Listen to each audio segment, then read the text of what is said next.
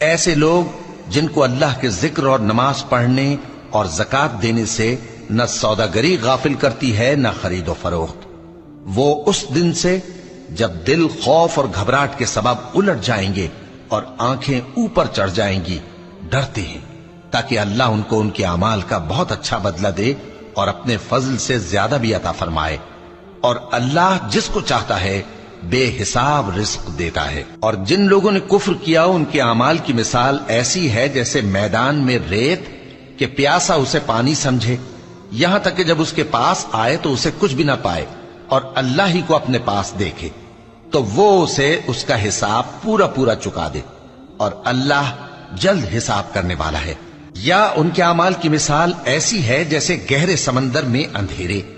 जिस पर लहर चढ़ी चली आती हो और उसके ऊपर और लहर आ रही हो और उसके ऊपर बादल हो,